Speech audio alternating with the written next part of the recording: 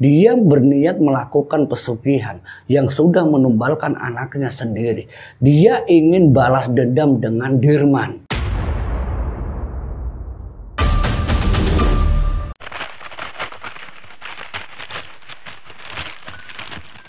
Bismillahirrahmanirrahim. Assalamualaikum warahmatullahi wabarakatuh. Alhamdulillah wa syukurillah wa ni'matillah la haula wa la quwata illa billah, amma ba'd. Jumpa kembali bersama saya Pak De. Di kesempatan kali ini saya akan mencoba menceritakan kisah tentang misteri, kisah tentang horor. Nah, ini berkaitan dengan cerita yang disampaikan oleh narasumber, sebut saja namanya Mas Rudi.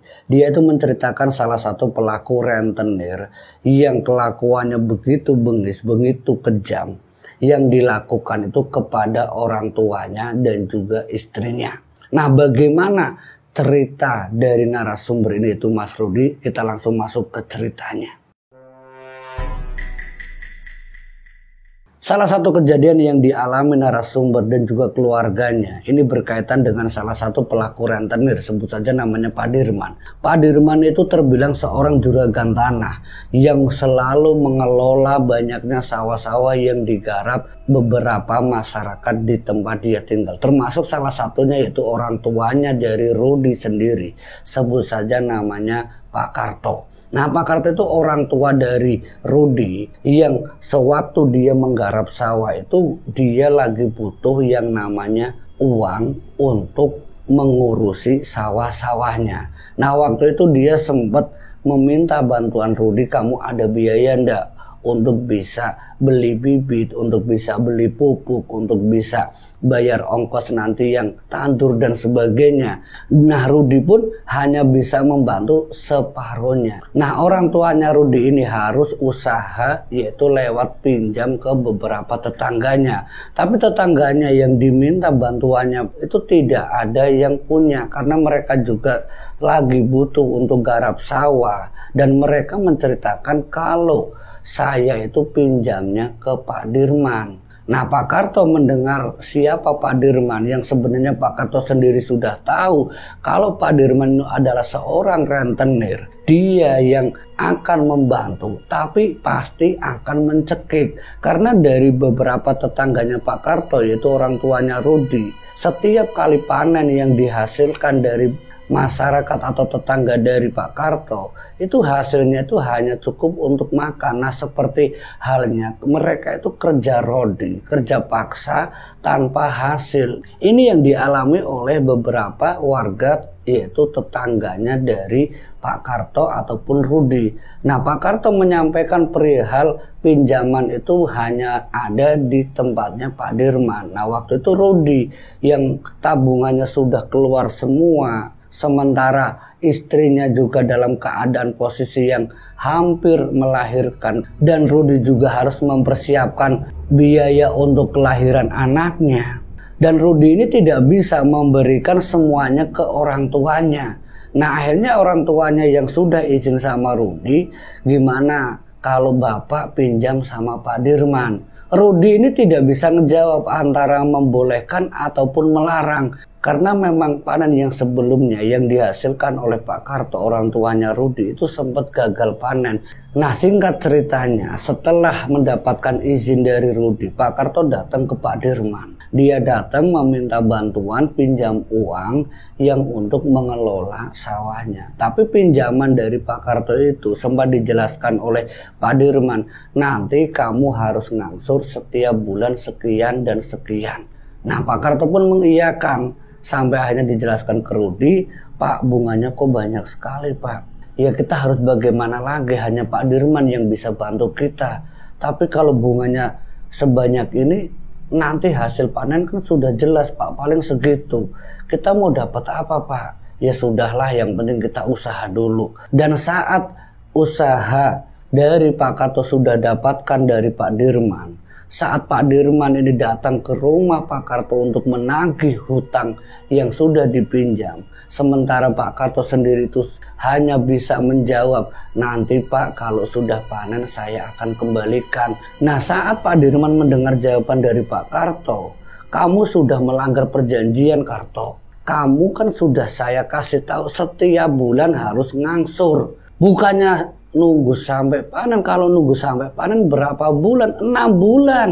Kamu sanggup bayarnya? Dalam batin Pak Karto ataupun Rudi yang mendengar omelan dari Pak Dirman, tidak terbayangkan ketika bunga itu akan berkali-kali lipat sampai 6 kali. Sedangkan beberapa bulan lagi waktu itu istri dari Rudi akan melahirkan. Bingung benar-benar yang dilakukan oleh Rudi harus bagaimana. Karena hanya mengandalkan apa yang didapatkan dari sawah, yaitu orang tuanya. Mendengar omelan dari Pak Dirman yang bunganya harus dibayar sekian nanti setelah panen, Pak Karto hanya bisa menunduk dan mengiyakan. Sampai istrinya Rudi pun akhirnya melahirkan dalam waktu 2 bulan setelah berjalan. Pak Dirman yang sudah tidak datang lagi karena dia sudah mengetahui yang akan dibayar orang tuanya itu setengah tahun lagi. Rudi yang biaya untuk persalinan istrinya pun harus pinjam. Karena saat persalinan yang dilakukan oleh istrinya yang ada di rumah sakit itu pun menelan biaya yang tidak sedikit.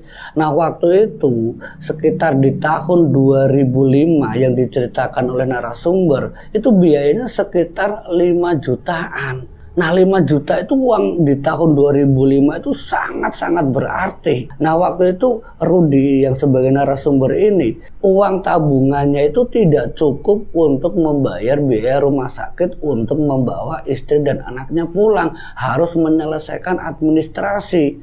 Nah sampai akhirnya Rudi pun harus pinjam ke Pak Dirman. Setelah uang yang diminta oleh Rudi ke Pak Dirman diberikan, Rudi yang berharap dia dapatkan pekerjaan setelah anaknya ini lahir. Tapi pada kenyataannya 2 bulan setelah kelahiran anaknya tidak dapat kerjaan juga. Rudi semakin tertekan dengan kelakuannya Pak Dirman karena setiap bulan itu pokoknya harus ngangsur sampai dibela-belain apa yang ada di dalam rumah itu dijual. Motor satu-satunya yang dijadikan alat untuk transportasi dari Rudi itu pun harus dijual untuk melunasi. Tapi setelah dia nunggak 2 bulan, itu betapa kagetnya Rudi. Hasil jual motornya yang waktu itu kisarannya laku 6 juta. Pinjaman yang dilakukan oleh Rudi yang totalnya itu 4 jutaan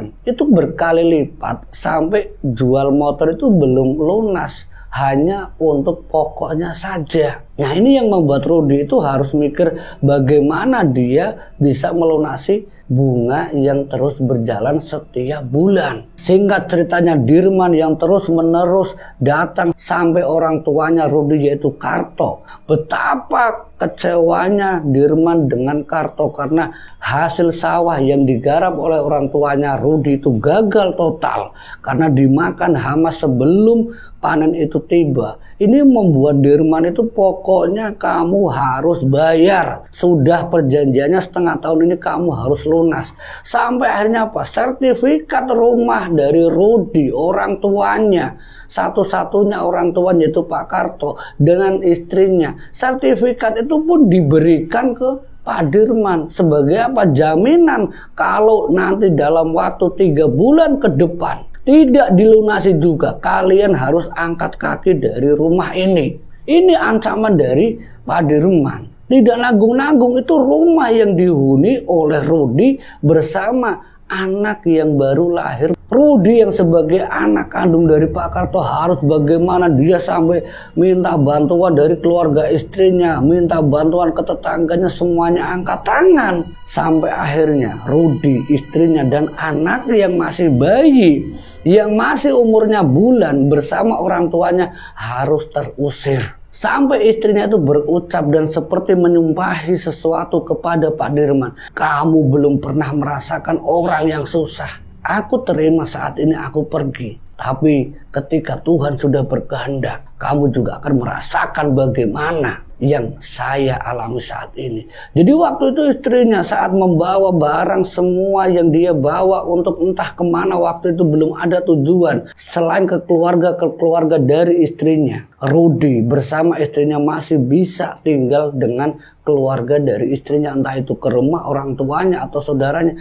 Tapi bapaknya mau taruh di mana Rudi? Sampai satu waktu orang tuanya nginep di rumah tetangganya, dia harus berjuang ikut bantu untuk mengelola sawah, sementara sawah yang menjadi penghasil utama, sawah pun hilang, diambil oleh Pak Dirman. Sampai membuat orang tuanya depresi. Satu waktu setelah anaknya dari Rudi sekitar 1,5 tahun, Pak Karto yang tinggal bersama salah satu saudaranya meninggal dunia dalam tekanan batin. Ini satu hal yang membuat Rudi itu sangat-sangat tidak terima dengan keadaan bapaknya yang meninggal secara tragis. Setelah kematian orang tuanya, dengan meninggalkan hutang yang belum terlunasi, sementara rumah sudah tidak ada, sawah sudah tidak ada, dan tidak ada sedikit pun atau secuil pun warisan dari bapaknya. Semuanya sudah diambil oleh Pak Dirman. Dan ini yang membuat Rudi itu sampai dia nekat datang ke dukun pesugihan. Dia meminta saran dan syarat bagaimana agar dia bisa menjadi orang kaya. Setelah datang ke pesugihan, dia melakukan ritual sesuai dengan apa yang disyaratkan oleh si dukun itu. Tapi saat ritual yang dilakukan oleh Rudi, dia harus menyerahkan bayi atau anaknya yang baru berusia 1 tahun 7 bulan. Ini yang dialami oleh Rudi ketika sosok yang muncul di saat Rudi itu ritual, dan sosok itu meminta anaknya. Rudi yang sudah tidak punya jalan lain selain ingin melunasi hutang bapaknya yang sudah meninggal. Pilihan itu pun dipilih oleh Rudi. Terserah, ambil siapa saja, yang penting berikan aku kekayaan. Setelah Rudi ini pulang dari ritual pesugihannya, seminggu setelahnya anaknya meninggal. Dan meninggalnya pun Rudi sudah tahu, tapi istrinya tidak mengetahui kalau kematian anak pertamanya dari istrinya itu dikarenakan karena ritual yang dilakukan oleh Rudi sendiri, itu suaminya. Nah, Rudi waktu itu setelah kematian anaknya, entah dari mana datangnya dia mendapatkan satu pekerjaan. Sampai beberapa bulan dia menjadi buruh. 3 bulan tidak serta-merta pesugihan yang dilakukan oleh Rudi ini bisa menjadi orang kaya. Dia harus punya usaha, dia harus punya pekerjaan. Setelah menjadi buruh, dia dapat kepercayaan menjadi mandor. Mandor mendapat kepercayaan menjadi tangan kanan. Sampai satu waktu dari gaji yang dia dapatkan, dia minta istrinya untuk mengelola usaha di rumah sebisanya. Di rumah mertuanya, bukan di rumah Rudi.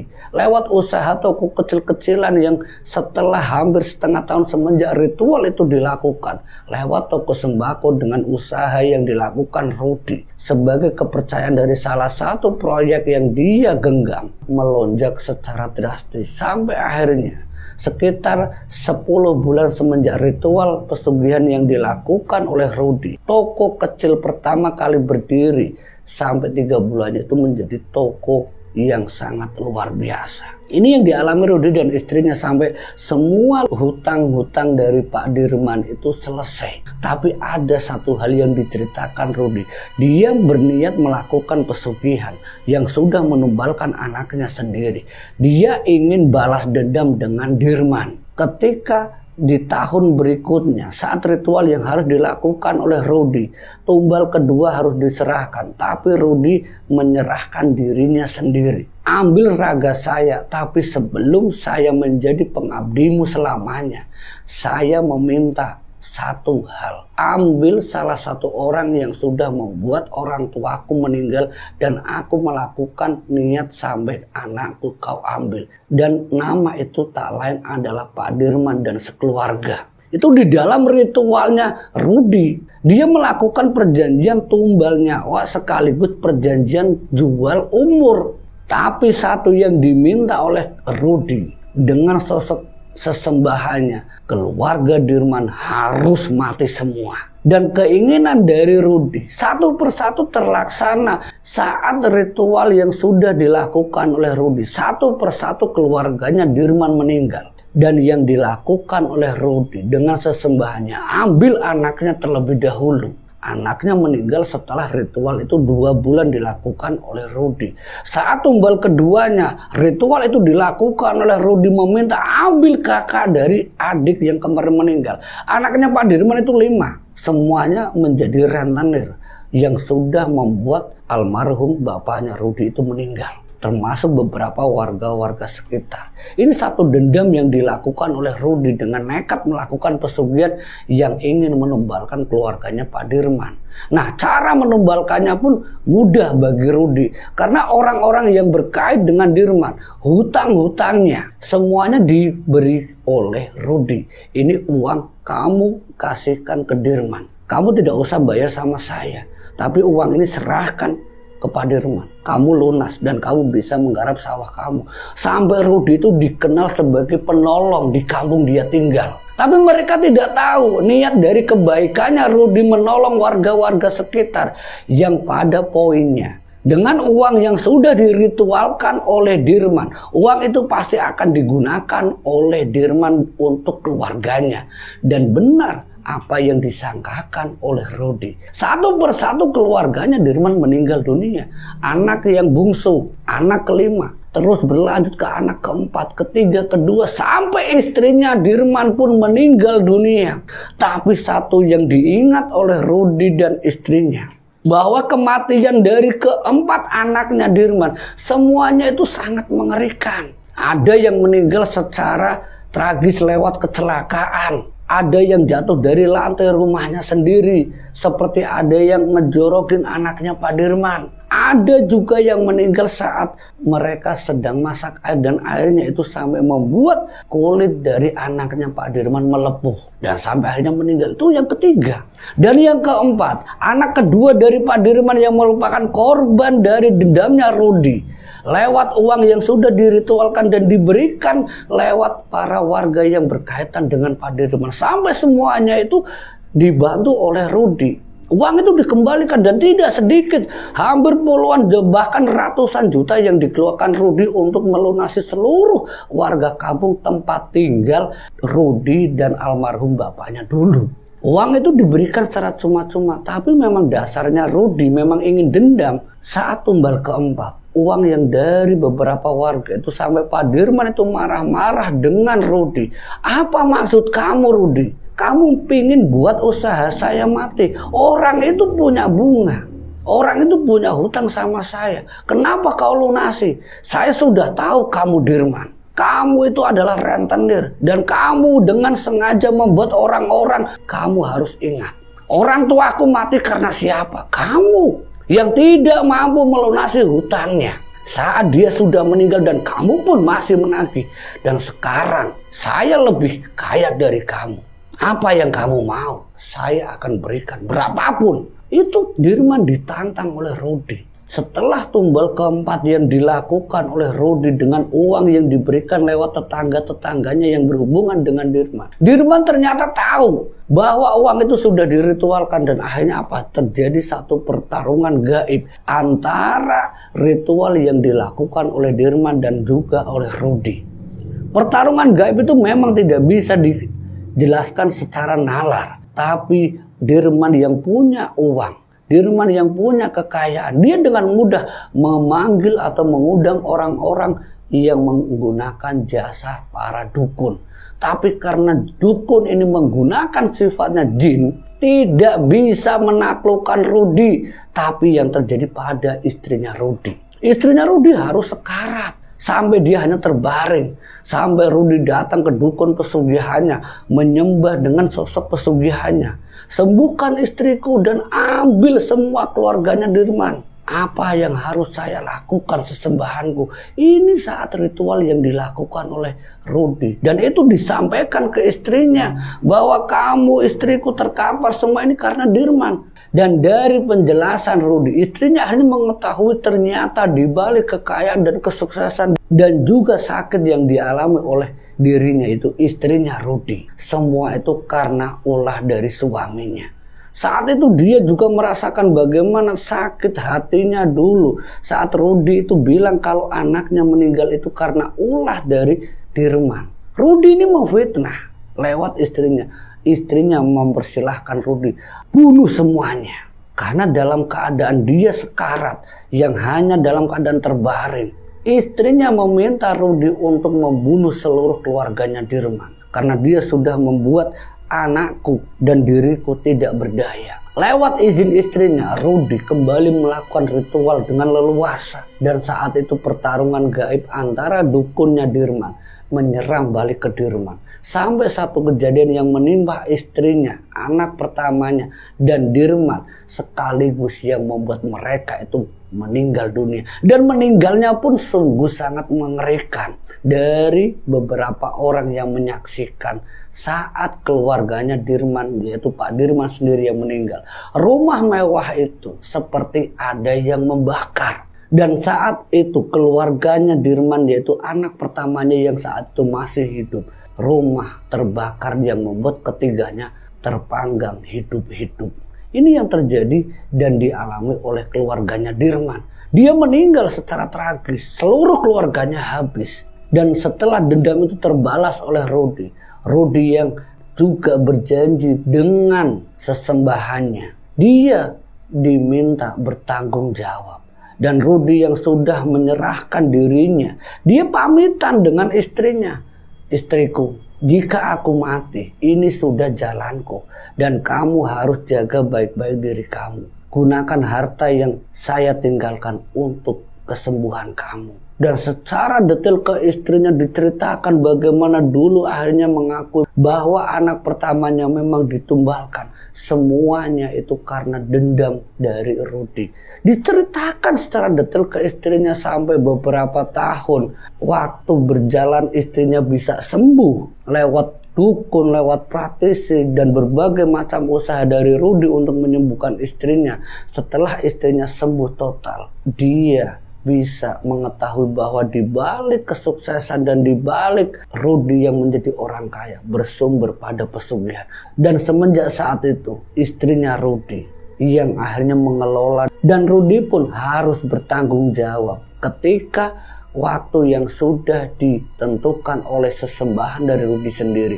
Rudy harus meninggal, dan waktu itu istrinya yang menjadikan dirinya itu punya cerita segalanya tentang suaminya, tentang mantan keluarga suaminya, sampai keluarganya Pak Dirman, lewat narasumber yaitu istrinya Rudy, yang cerita itu bisa kami sampaikan di channel Lambe Ireng ini. Dan saat ini istrinya pun ya masih hidup, masih selamat. Dan dari cerita ini kita bisa ambil hikmah dan pelajarannya. Semoga kita selalu dalam keadaan baik-baik saja, sehat walafiat, selalu dalam lindungan Allah Subhanahu wa taala, dipanjangkan umurnya, dilancarkan rezekinya, dan dimudahkan dalam segala urusan. Amin amin ya rabbal alamin. Akhirul kalam wallahu muwaffiq ila aqwamit thoriq. Wassalamualaikum warahmatullahi wabarakatuh.